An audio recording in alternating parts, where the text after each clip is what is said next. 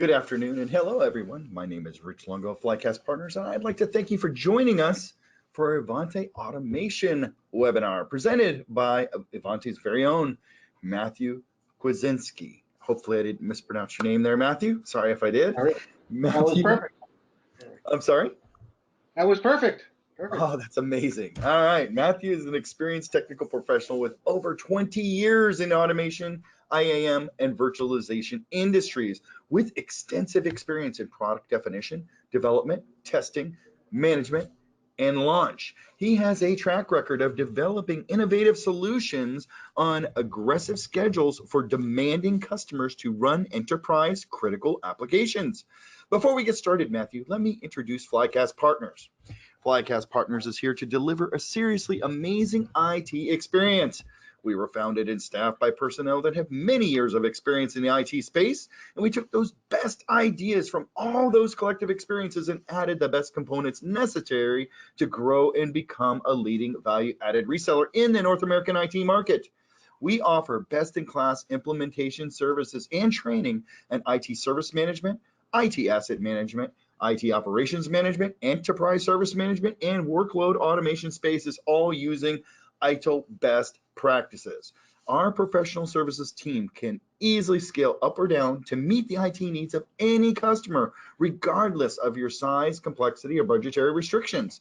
We offer implementation services both on-site and remote, as well as training to reinforce your company's long-term IT success. Our ongoing our ongoing remote administration and support service offerings will enable your organization to focus on your day-to-day operations, saving you both precious time and money. I encourage you to reach out to us at any time at 844-FLYCAST. That's 844-359-2278. Or please visit our website at www.flycastpartners.com. We have IT experts that are ready to answer your questions live Monday through Friday during normal business hours. And this is but one of our normal weekly webinars that we offer here at Flycast Partners. As you can see, we have a variety of interesting webinars coming up. You might want to share those with your coworkers. We also have a variety of different types of training here at Flycast Partners that we encourage you to take a look at and possibly sign up for, or send your coworkers a link showing them some of the things that they might be looking for. And we have a variety of data sheets and white papers and other tool offerings and training offerings. So please go ahead and take some time, go over our website, poke around a little bit. Then when you're done, reach out to us via phone or chat. Also encourage you to email us at info@flycastpartners.com. Now, during today's presentation, we will be taking live questions from the audience. Matthew is more than happy to answer as many of those questions as time will permit during the 45 minutes that we have allocated for today's presentation. So I encourage you, please type those questions in the Q&A section of this GoToWebinar, and I'll read those questions off to Matthew, and he'll try and answer as many of them as time will allow. And with that, Matthew, I am going to turn this show over to you. It's all yours, sir. Great, Rich. Thank you very much. After that introduction, I don't know. It was a pretty impressive introduction. Thank you very much. I'm Matthew Kwasinski, Senior Product Manager here at Ivanti. Rich read my bio there. And let's just jump in. We got a lot to cover. I'm going to go over Ivanti Automation, some of the concepts, the strengths, the places we see it, the use cases, and technologies that we see our customers drive automation into. And then we'll do some live demos. So be kind, they are live. But I always like to start a presentation or a webinar off with this quote from Gartner. Automation is the glue for digital business. And I think it's so true. With automation, when you have so many diverse and systems, you have on-prem, you have SaaS, database, and you have data, you have IT resources, you have all these separate solutions. And really what you want to do is solve a business problem. And you may need data from one, you may need to provision an account through a Linux system or to a Windows server. Automation allows you to kind of glue all these technologies together to solve a business problem. And the fact is, you need automation. Just, if you don't have automation, you're going to be falling behind. You're not going to be able to keep your head above water with the complexity of IT as it is today. So what if you could empower your IT to automate routine tasks? Think about all the firefighting you do and those low-hanging fruits of password reset or account unlocks, those things that eats away at time of your IT team, where they could be doing more strategic things, more relevant things to drive business solutions. And I kind of touched on the accelerate the return on investment of existing technologies by solving a business problem or building these integrated solutions that tie these technologies together. And really, you're enforcing a lot of security and compliance through using a system like Ivanti Automation, because every execution of an automation job that you do is tracked, it's audited, there's a log. You can see who executed those jobs, what relevant data was coming through, when it was done, if it was done successfully. So there's that trail back to of accountability, where it's not just running a script on a server and PowerShell script. You have that accountability and that tracking of the jobs and the executions. And really, you want to shift your spending from those routine tasks, and I talked about in the empower statement. You want to shift those to more self-serviced ones where they're automated. You can put them into a service catalog where people can do password resets or request shares, and have that driven by the users, but with the automation on that back end, so it's done in a secure, consistent manner, and focus on those more strategic initiatives. And I'll touch on this farther down in the presentation. Optimizing your service desk to reduce these low-hanging fruits, or these tickets that come in consistently. In the past, we've gone, when we're at customer sites, we ask for 60 days of their tickets, and look at them and do some analysis on them and see where you can target large sections of tickets that are reoccurring of the same thing. It's someone's locked out of their computer, someone can't access a share, Chrome is slow, they can't get Outlook to start. And they're common solutions, but you have to execute those and open tickets and update tickets. Why not automate those, shift it left, and really concentrate on the more challenging problems within the organization that you have. And with that, you kind of align with the, to support some DevOps initiatives and do those strategic things. It's all about, pushing down some of the tasks that could be not, it doesn't require that high paid individual that you have on your teams. And really, Ivanti Automation is the platform that we have that really enables customers to integrate with any system. And when I mean any system, I mean any system. If it has an API, it has an ability to download an executable and run a command line, you can integrate with automation on it. Let's talk about some of the specific reasons why automation is beneficial and kind of solves those items I mentioned in the first slide. We have a lot of out-of-the-box knowledge, so you're up and running much faster. When I walk through the console, you can see that we have over 300 built-in tasks. We have templates available on our community and our marketplace for people to get quickly, build up solutions, modify them for their environments, and hit the ground running. There's less manual integration. You're not dealing with scripts as much. You're not dealing with scripts that aren't centralized. And I talked a little bit about the security and compliance already, about being audible and consistent end-to-end automation. Also, you can support your existing infrastructure. So perhaps you have a solution that already has a self-service catalog.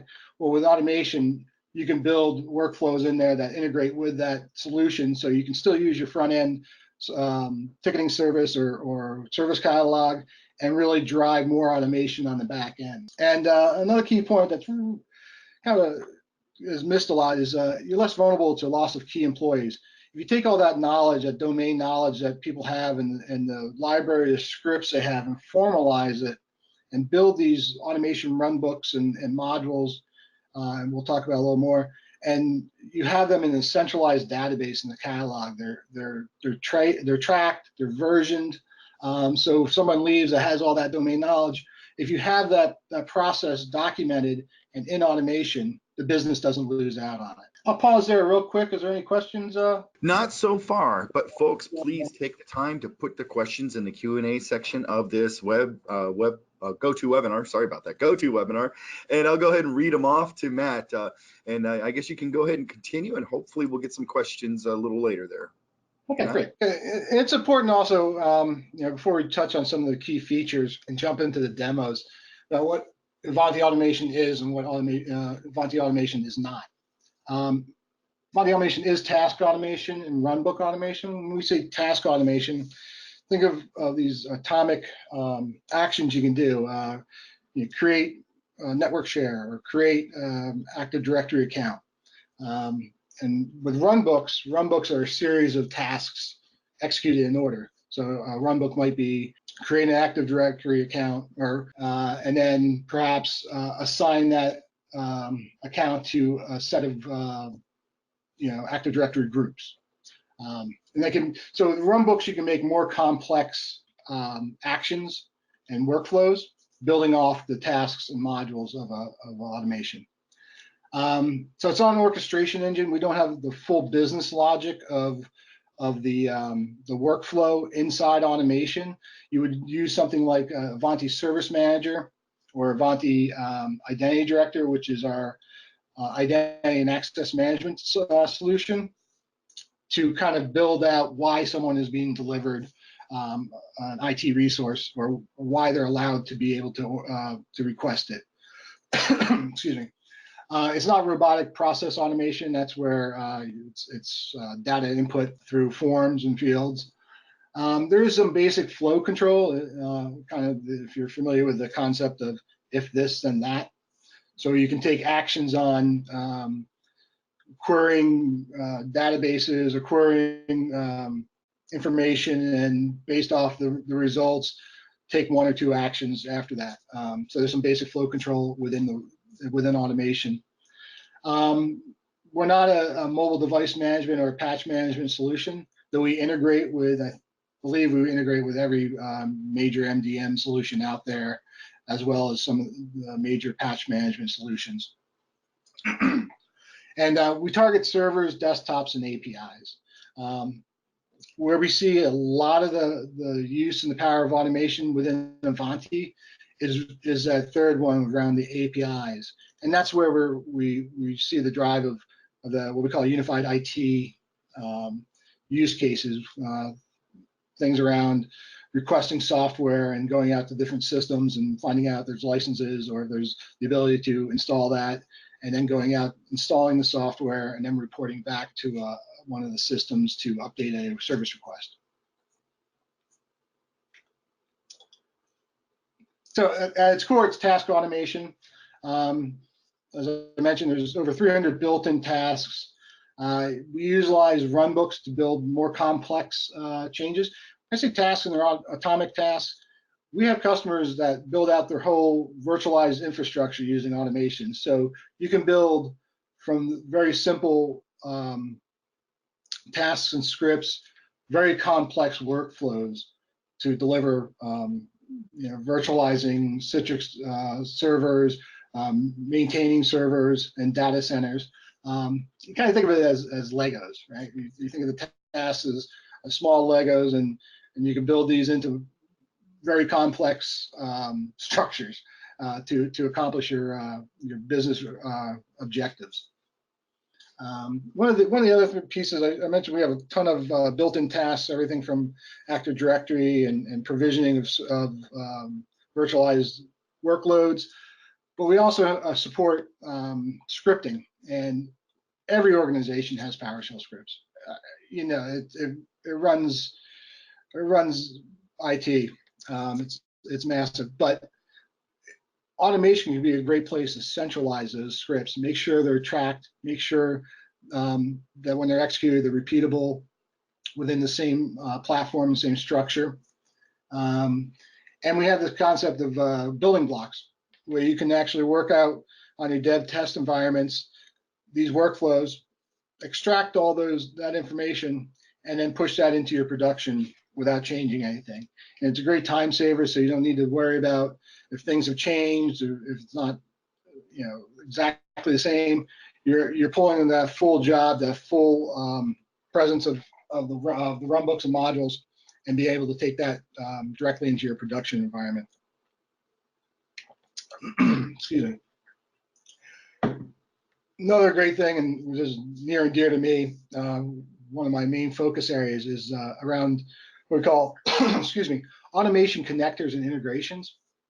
An automation connector is an extension to automation tasks. It's not installed in the product by default, but we are actively developing new connectors every month. I have a goal of producing three new connectors a month and posting them to our Ivanti marketplace free of charge. Anybody can download them as long as they have a valid license of automation and utilize them.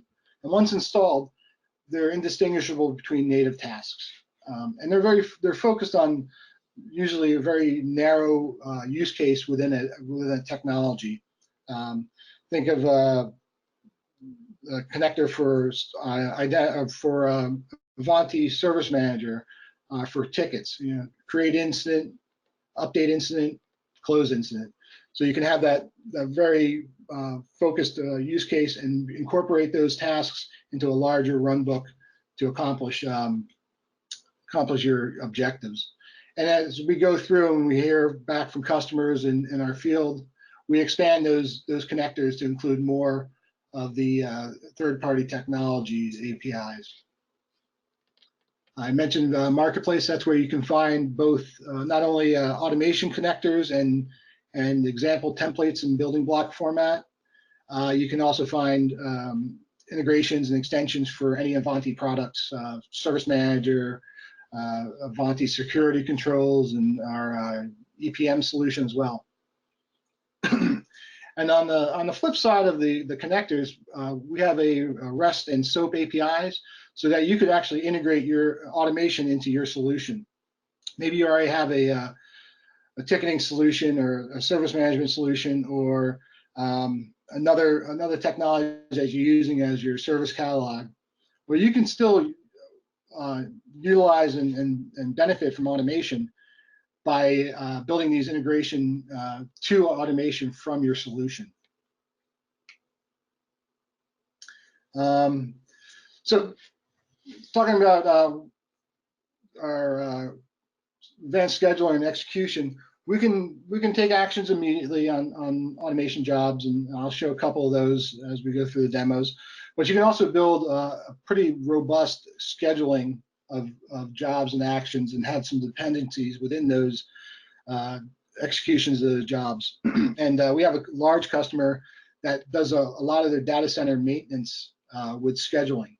And they've seen a significant reduction of service desk tickets coming in because they're proactively creating these scheduled jobs to go clean up logs, pull logs from servers, go and do some general maintenance of these servers to proactively prevent tickets from coming in and any issues arising on a daily or weekly schedule, or you can get very granular on the execution of the automation jobs within the scheduler.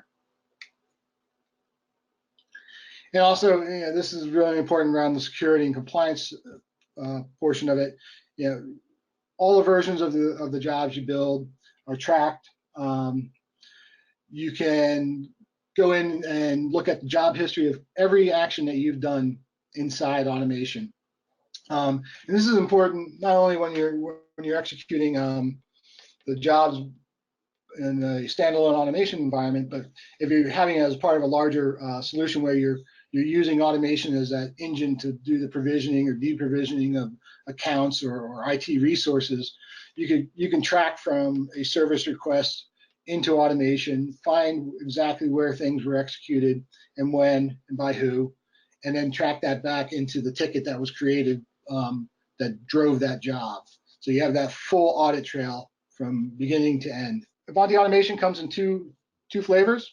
The standard is a free to all customers. It's not limited in number of agents or capabilities.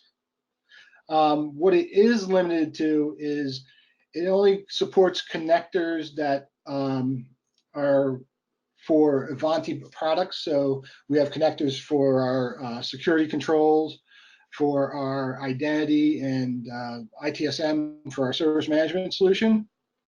And we also have one for patch for Windows solution. So you can do some basic execution of jobs, very atomic, but it's more of getting a feel and a flavor of what automation can do.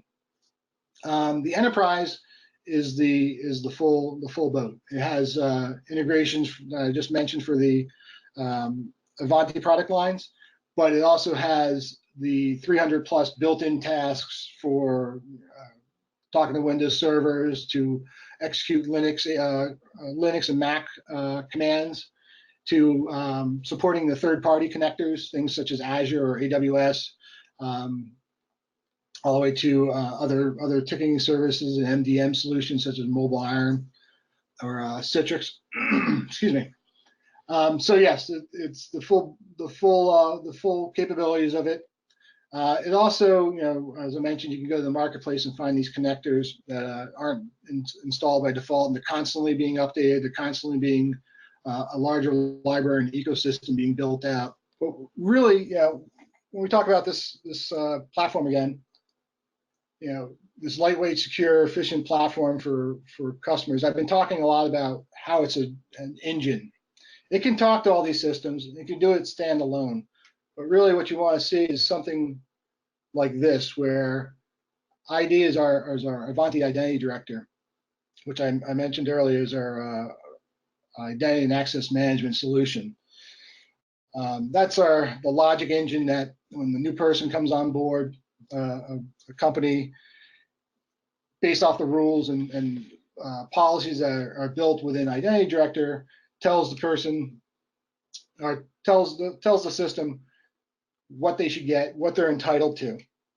And Identity Director contacts automation, and automation is the one that does the provisioning and installation of the software relevant to that individual. Maybe they're in sales, they get to Salesforce, and access to certain network shares or FTPs based off of maybe their location or whatnot. But it's really automation that does that provisioning of those accounts. But it doesn't need to be Identity Director. It could actually be Ivanti Service Manager making a service request into automation to drive all these workflows. And the great thing is within automation here, that those workloads are unchanged. It's just who's calling that and with what inputs and parameters. So there's a lot of reuse as we build more templates up and put those into the marketplace.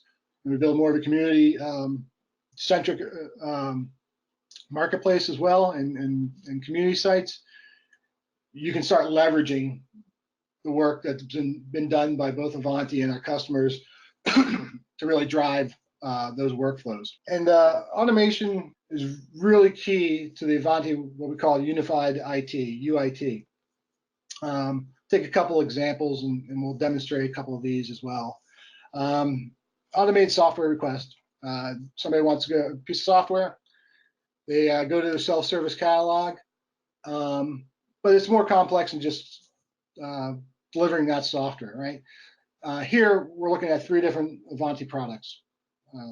Service Manager, they're making the service request within. License Optimizer tracks all the licenses that an organization has and sees if it has an entitlement to allow that software to be installed in the first place. Back to Service Manager and Endpoint Manager, which actually does the deployment of the software to the individual's endpoint. And really what you see here is automation coming in as that glue to connect all these different technologies together to solve a business case. And so you request that software, automation goes out, checks with License Optimizer, says, yes, I have a license, reports back to Service Manager. Maybe there's a manager approval in there. Manager approves it, automation goes out, talks to Endpoint Manager, and endpoint manager delivers that software. Another one that we see a lot of our customers work with is provisioning virtual machines. You can shift that really far to the left. We're allowing users to request those virtualized workloads. In the back, you have that logic of based off of what resources they want. Maybe it doesn't require management approval. Maybe they don't even need to know what workload's being delivered. You know, maybe because of costing and what they're asking for. Maybe Azure is a better solution, right? So there's all those business decisions you make within a service manager or identity solution. But getting data from those virtualized APIs, you know, say if I requested this in Azure, how much would it cost? How about AWS? Okay, AWS is cheaper. Let's deliver an AWS server to this end user. But they don't even need to know what's happening in that background. So automation can provision those virtual resources. Maybe they need to test an application, so they need certain core software installed. Maybe it's a database application they're testing. You can actually have that automatically delivered as well if it's a configuration that they're requesting. And automation can also do the ongoing management of those VMs. Maybe you want to make sure that they only request it and then we're going to reclaim those resources in 90 days. You can set up jobs to do that. Maybe at the end of 90 days, you can email the individual, say, do you still want this resource? If they say yes, you can reset that timer and go on. Or maybe you want to be able to shut these down automatically on weekends, because somebody leaves on the weekends, they're not going to shut their VMs down. You're still chewing up costs because they're sitting there. Friday night, you can check, you know, no response from nobody's logged on. You can go and shut those down automatically on a scheduled job. Last one we're going to talk about real quick, and I'm sure everybody's very familiar with, is around automatic password resets and account locks, unlocks. Kind of same concept. Either a ticket created, they need a resolution either from self-service portal, they call into the help desk. Automation can automatically unlock those accounts, but it could do AD or multiple accounts of password resets. So it's not just tied to an Active Directory. If there's a Salesforce one they need unlocked, they could do that as well. And one of the great things also about automation is we support a lot of the ticketing systems for creating incidents and updating incidents. So you can actually go through a flow where no one from your help desk or service desk needs to be involved, but you can still open a ticket, have the job password reset based off the results. And this is that if this, then that kind of idea. Is if it's successful, let's update that ticket and close it. If something went wrong with the password reset and we need to update the priority of the ticket, maybe put the error code as an attachment or as a comment in the ticket and assign it to someone on one of the service desk teams to take a look at. That can all be done automatically without any intervention from a team. Okay, just real quickly, I talked about many of these real world customer use cases here. It runs the full gamut of what of customers will do with automation. It's very flexible platform. We've seen, as I mentioned, the Identity Director uses it primarily for those IT resources that are very user-centric, their accounts, the provisioning of their SaaS accounts and their on-prem accounts, access to IT resources. Also, we've seen is as integration points between different technologies. And actually moving data between two technologies. We had a customer that, for some reason, had to maintain two ticketing systems. So as tickets were created in one, they needed automation to actually take that data and create the equivalent into another system. You can do that with automation jobs, as automation has that kind of choke point there.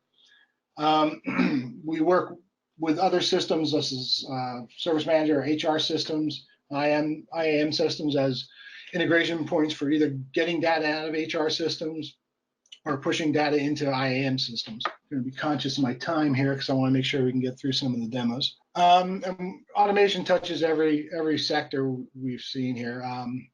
There were a lot of healthcare, a lot of financial. really anything that needs to be able to be consistent in providing the resources, but also reclaiming those resources, especially around healthcare and financial. We've seen a great uptake of automation in conjunction with our identity director solution for those provisioning and deprovisioning of accounts. This is one of the slides I wanted to talk about real quick. This is one of our larger customers saw. They were part of I think 4 or 5 acquisitions over a few years, and they had a ton of data centers coming in. They were able to reduce those data centers down to 114 to 5, and they took automation to the next level where they built these run books to completely build the servers, and then also have these customizations at the end where they could take these core servers and then customize them for whatever function they were going to be performing at the end. And they saw that this is the proactive piece I mentioned earlier. They saw a huge drop in service tickets because they just took the time to schedule jobs, analyze the tickets that were coming in, and saw these issues that were repeated every week, every month from their customers, and built the automation jobs to proactively go out, take care of those issues before they happened or before they became an issue to the end user. And the same customer, this is their the number of transactions. This is a couple years old of what they do from a run book perspective. Insane number of run books run each year, 20.5 million run books. I mean, it comes down, you break it down, it's 39 a second they're running, over 80,000 servers. A huge infrastructure. So it shows that automation can span and do enterprise level with ease. Okay, now it's our demo. Some live demos. Let's see if there's no questions. I don't see any questions right now. No questions yet, folks. You can still type those questions in there. So walking through the console, not a demo. I'm going to walk through the product and show the major components of it. I'm going to do an onboarding of a new employee. This shows some of the power of how automation is that engine that drives the resource allocations. I'm going to do a provisioning of an AWS EC2 natively in automation. And then if we have time, we'll do a very simple service request through automation. And I think I'll skip the password reset. It's pretty well known. And once you see the service request one, the password reset's pretty much identical to it. Let me jump out of my piece here. So with automation coupled with identity director, you have that power of driving the provisioning of these accounts.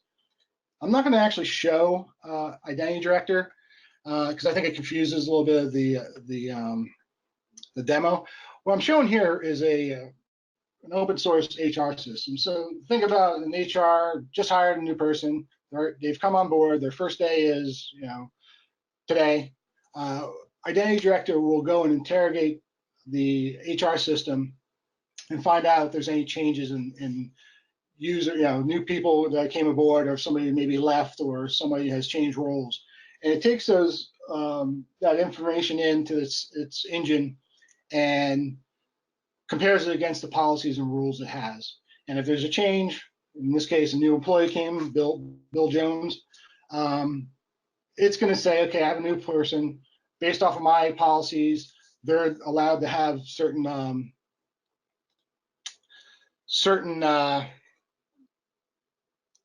resources delivered to them.